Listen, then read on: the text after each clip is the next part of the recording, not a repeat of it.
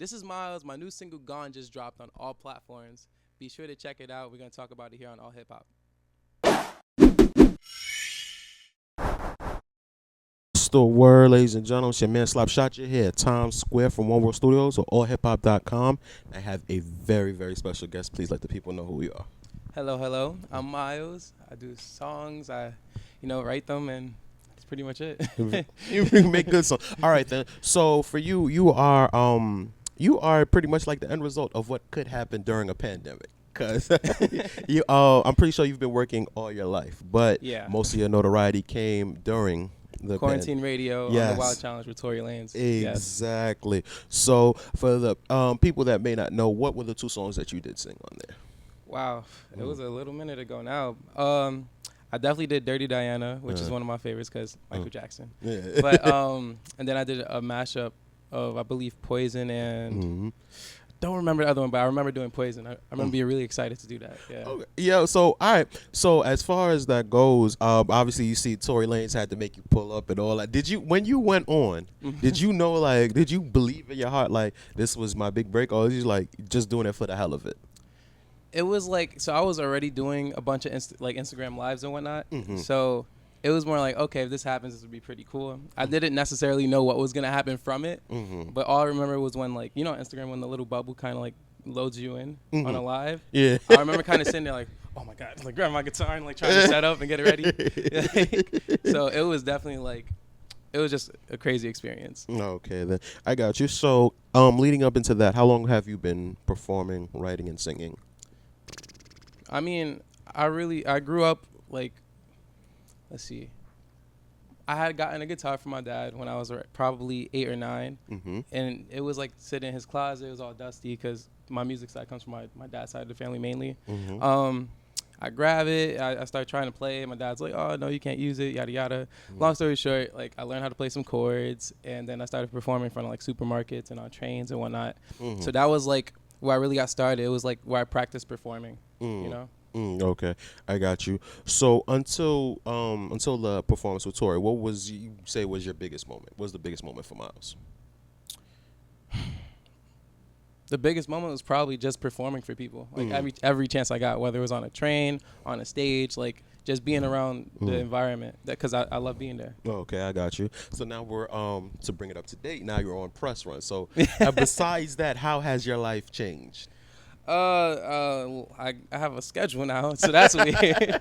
I'm used to like going to sleep at like 6 a.m., waking up at 3. So now it's like, okay, you got this at 11 a.m. Make sure you wake up, And it's kind of just really, this is like the polishing stage of my career. I feel like this is like a make or break moment where it's like just be ready for everything, and after all this preparing, are you gonna be even more prepared for the next thing? Yeah. I got you. So, I mean, now that your thing, all that hard work has been validated, right? What are the next goals and dreams for you? Dropping a project. Like I just, after releasing the first single, Gone, I was like super, super excited because I got a lot of good, feedback and reactions and whatnot. So having a chance to like have people hear my music is probably the best part. So I think it's gonna be like a progressive like go about of getting more music out there. I got you. So speaking of Gone, that was directed by the legend Benny Boone. Shout out to him. How did that whole mashup come together? Well, like shout out to like Santos and D King.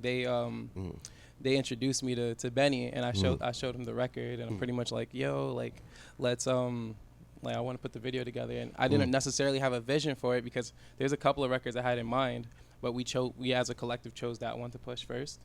So in me not thinking that was gonna go first, I didn't necessarily have the vision for the video, and kind of Benny really helped me put that together. So shout out to Benny for real. So with a resume like Benny Boone, was you like nervous, like to get to work with such a legend like that? Well, I think I was more nervous that it was my first music video ever.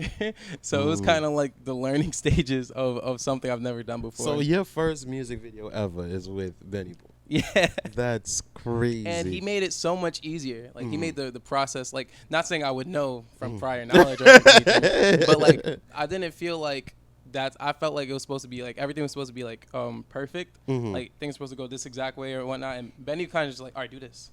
All right, let's try this. And it was just kind of like a lot of that, like figuring it out as we go and kind of putting the vision together, like to make it match the song. Okay, then. All right, so what is Gone leading up to? Is it more singles, or are you saying you're working on a project as we speak? Yeah, so Gone is just like the lead up to a project I have, like I'm really, really excited about, like to release, called Spectrums. And the whole concept behind that is having not being categorized as one kind of artist, like not being just R&B or not being just pop, but everything within that spectrum. You know, so that's the project's gonna be a lot of music. It's all about feel good music, and it's all about getting my name out there in the most universal version of sounds. So how do people introduce you now? Like, do they say Miles the R&B singer? Do they say Miles the pop singer? Like, how do you feel like you're introduced at this point in your career? It should be like Miles, the Brooklyn pop star, and some flashing lights, you know. I got you. All right, I got you. So as far as that goes, all right. So you're working on this project with Neo. Yes. What is that relationship? Are you signed to him? Are you signed a compound? Okay, so you signed a compound. How did that deal come about? So basically, me and Neo kind of just met at like this private event, and they like, as I like approached him, I was just like, oh my goodness, that's Neo. Like I was just telling him, we was on Instagram Live, and I was telling him like the 9-year-old version of me was like super excited to meet him, but like I had to try to be like, yo, you're still an artist too, like try to relax. But yeah, so I like sang for him, and then he was like, yeah, we gotta talk, and I'm thinking he's just joking, and then he wasn't joking. Thought it was industry talk. Yeah, but my people gonna call your people. Yeah. and then pretty much, like, it wasn't industry talk. Like, he gets my uncle, who's my manager, his number, and like from there we kind of just started working, getting me in sessions, and kind of like building the chemistry and building that bond. Because someone like Neo, who has such a like a how do you say, like, he's just very wise. He's a veteran in the music industry and in music and sound of the sounds of like pop and R&B. So like that's the perfect mentor for me. He has his own hit records and he's penned them for other people. You get what I'm saying? Mm-hmm. In fact, so has he offered his pen to any of your work so far? Yeah. So like it's like I'm also like very like passionate about my songwriting. So like what I'll do is I'll present records, and then like we'll go through the ones I have already, see, and we'll pick through those, and then see how much we have left or how much more we have left to do. Then it's all about just keep creating, because you never know what hit you're gonna stumble upon. You know. I got you. So all right, as far as Spectrum, how far along is it? Spectrums, I probably would say 65% right now.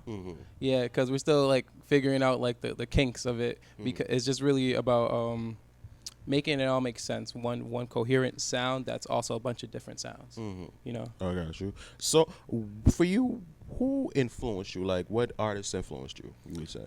Well, definitely Michael Jackson. Obviously. Like that's like he's like the top tier. I always like to explain this to people where like Michael Jackson's kind of at the top, and he like branched a bunch of other influences. So it was like Michael Jackson, Justin Timberlake, Usher, Neo, Bruno Mars, The Weeknd, Justin Bieber. Like there's like a whole like everybody that sound like Michael Jackson. Pretty much. and like so as I'm getting at, you know, I didn't grow up at a time where he was alive, really. Like he was basically more or less he passed away while I was really young.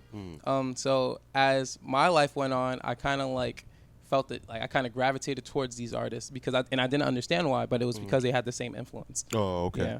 All right, so I've only seen you perform and stuff like that through phones and things like that. Can you dance? Can I dance? Yeah. Ooh, I got rhythm, but I'm definitely gonna need a choreographer. Okay. Okay, I got you. I want to. So what would Miles' show be like then? How would you, if you had to picture it out now and unlimited budget, how would a Miles performance look? It would just be like a rock star moment, like me, the guitar, hopefully hundreds of thousands of people chanting my songs back at me, like the best lighting, you know. Yeah, honestly, and it's just the concert is supposed to feel like a good time, you know. So that's I'm creating the party, so my concert should feel like a party. I got you. All right, so you came here with the guitar. Do you take that everywhere? I have to. like I feel like, God forbid, anytime like on a plane or something, like, I feel like my guitar will make sure I make it home. Oh. Like, cause that's like my right arm. Yeah. Like if I needed money, I'm just gonna sing on like it's like I make money. I grew up making money with the guitar, like just on the streets. So like I know if I'm like ever stuck in a situation and I have the guitar, I'm gonna be fine. I got you. So as far as like perfecting your craft and stuff like that, what is something new that you started doing since you've been signed? Something like maybe you've been taught by a professional. What is something that you have learned as far as like performing and things like that? In terms of performing, I'm finally getting used to performing with a band, and that's like I think that's the biggest thing for me because I've always been kind of like a solo act because it was just performing by myself. So it's kind of learning how to create and build that chemistry with other musicians, and I think that's gonna like help shoot my like performing like my live performances to the next like area. So what's the difference between like having a band and like solo? Because I mean you do play an acoustic guitar, so it's live. Right. What's the difference between like having a whole band with you?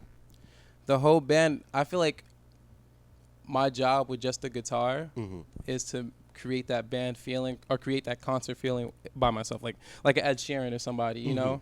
But when I have the band, it feels like I don't have to do that as much. You know, I just have the whole group to create the sound. Like if it's just the guitar, I'm making a rhythm on the guitar. Like I'm playing a certain way that I don't necessarily have to play when the band's around. You know. All right then. So with a band, do you feel like you could get drowned out? Nah, I feel like I was saying, like the band ends up being one voice, you know. So it's really about, and that's where it comes to like getting better and working on like being that one voice. One band, one sound. Exactly. I got you. All right then. So now for you after Spectrum, like what are we looking for the second quarter? Do you have another single picked out or anything like that? We're gonna give Gone All It's Got first, for sure. But there's definitely a lot more music on the way. Okay, I got you. What you have a release date for Spectrums? Not yet. Oh, not okay. Yet. So is it 2021 or early 2022? You believe? More likely on the 2022 end. Yes. Okay. So I mean, a lot of this game is like being patient and stuff like that. Have you developed that yet? Yeah, I had to. Yeah, because trust me, it's like I love writing and I love when I finish a song, I could hear like where it's going in terms of like where it could be put in like a radio station or whatever, things like that. And like kind of I have to wait for that. It's like oh, it's annoying. But yeah, because I'm pretty sure you feel like you got some like heat like in the stash and stuff like that. Yeah. So like to have to like hold on and sit on that type of stuff. Yeah. That has to be the annoying part, like the waiting game. Yeah, and stuff like it's all, but it is all a waiting game, because eventually things work out for the better, and you just gotta like be ready when that time comes. So all that time of waiting is where you gotta really get your P's and Q's and getting it all right. Everything in between. Okay, that got you. So, do you have any like dope collabs you want to speak about on Spectrums that are you allowed to speak about? Nothing that I'm allowed to speak about, but more or less though, at least the first half of Spectrums, and I won't go too far into detail, but at least the first half of Spectrums, the idea is to kind of come out with a sound that's unique to me, that doesn't necessarily need any features on it and whatnot. So it's kind of the beginning of Miles. It's introducing me without needing to the support of talented artists, but just working on it, just being me. Okay, yeah. I got you. So all right, so you're from Brooklyn. Yes, I'm from Brooklyn also. Where do you where did this sound come from? Because this is not what you would typically hear from somebody here in from Brooklyn. Where does this sound come from? Well, definitely my mom. I remember like her just playing a bunch of like Michael Jackson, Bon Jovi, Stevie Wonder, like playing all these guys. Like I'm watching the videos and I don't know who they are. A lot of the light rock station. Yeah, more or less. And like I'm learning all these things about these artists, and I didn't know it was like, I guess I wasn't too like hip to times as a kid then, because I'm growing up on the artists that my mom grew up on, So it was an interesting journey. Yeah. Okay, I got you. So being that you're from Brooklyn, I'm pretty sure you performed a lot in Brooklyn. How do people take to your music, you would say? Thankfully, well, like, because I could see where it wouldn't work, but ultimately, music, no matter what kind, it's all about it feeling right, So it's a universal language that we could all speak, no matter what genre, and that's why, like, as long as I bring my A game, it should be a pretty dope like situation, I got you. All right then. So now that you're writing your own music and things like that, as far as that goes, does it put any pressure on you standing next to such a dope pen like Neil? I would say yeah, because at the end of the day, it's all like a learning process, and he's super dope. But I think the thing that makes me kind of calm is knowing that he's the veteran. Like, I'm learning from him. You know, I'm getting all I can out of him, you know, and help me be a better writer. Okay, I got you.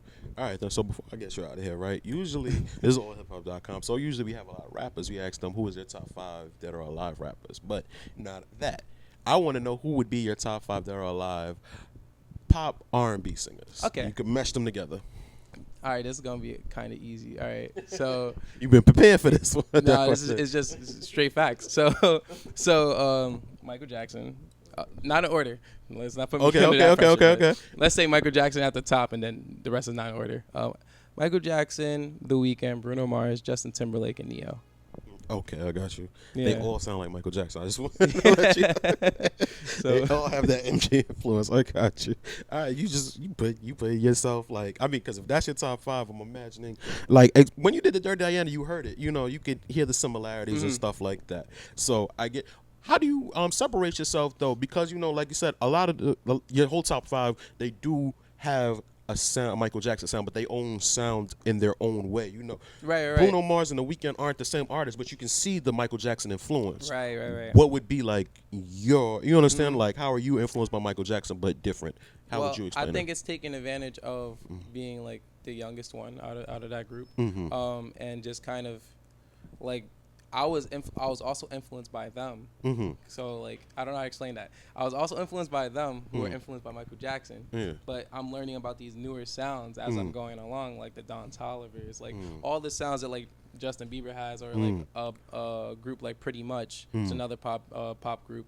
But I think just taking advantage of still like, you know, enjoying my youth and enjoying still having the room to be even more influenced. Yeah. That's fine. All right, then, man. Before we get you out of here, can you plug yourself? Let people know where they can find you on social media and how they can stream the Gone signal right now. Okay. Well, Gone is out now. You can follow me at milesmusic_ on Instagram, TikTok, Twitter, and honestly, it's on all platforms. So just check it out and tune in and let me know what you think.